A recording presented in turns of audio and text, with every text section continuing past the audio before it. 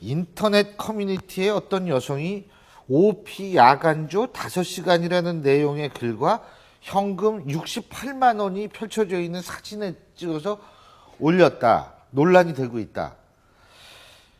근데 OP 야간조 이게 무슨 얘기인지 다 아십니까? 저는 이번 기사를 보고 오피녀라는 거는 이번 기사를 보고 아는데 예, 근데 이제 길게 오피스텔녀라고 얘기하니까 알겠더라고요.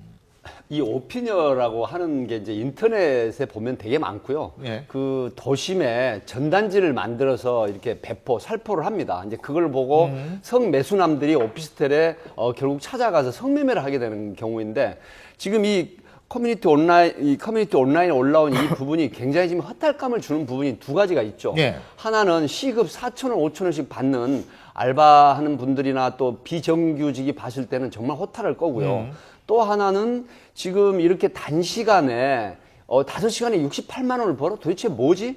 이런 부분들인데 여기에 또 댓글을 달았어요. 성매매로 번 돈이라는 걸 확인했음에도 불구하고 아 수고했다. 정말 잘했네. 고생했다.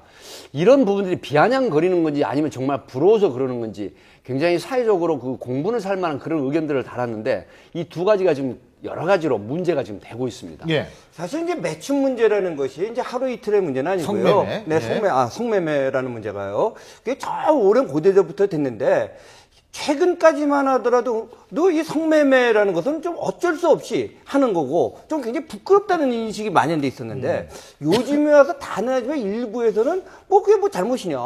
아주 당당한 모습을 보이는 거거든요. 지금도 보면은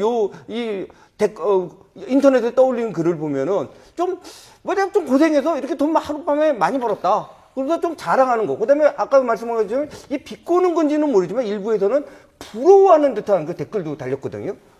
근데 이런 것이 보면은 좀 진짜 가치관의 혼란, 그러니까 선과 악이 뭔지 혹은 미와 추가 뭔지가 다 혼돈이 되면서 일어나는 현상이 아닌가 생각합니다. 근데 이 여성 같은 경우에는 이제 요즘 젊은 친구들이 무엇이냐면은 뭐든지 찍잖아요. 아침에는 뭐 먹었고, 점심에는 스파게티 먹고, 저녁에는 밥 먹어도 뭐를 먹었는지도 다 찍잖아요. 일종의 병이래요.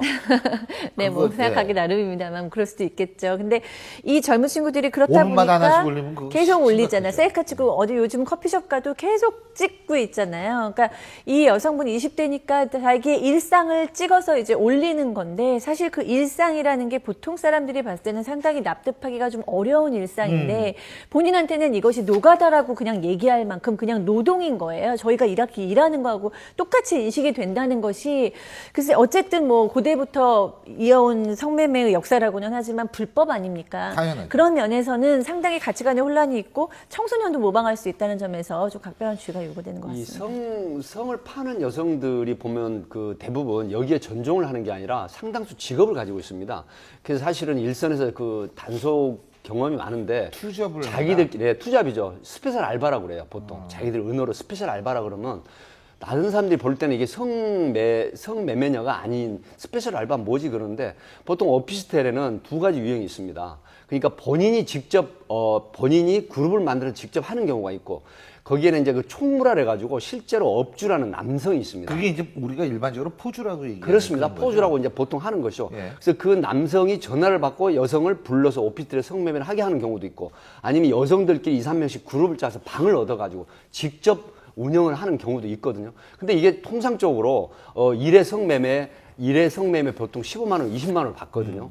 그렇기 때문에 이게 5시간에 68만 원 그러면 나눠먹기 식으로 형태 같은데 사실상은 이런 부분들이 굉장히 그 유혹이나 현혹되기가 쉽거든요. 1시간에 5시간에 68만 원? 이런 부분인데 사실 굉장히 위험합니다. 이게 왜 그러냐면 단속도 되지만 문제는 여러 가지 그 나쁜 사람을 만나게 되면 어떤 병을 옮는다라든가 아니면 또 거기서 강도를 당하는 경우도 있고요.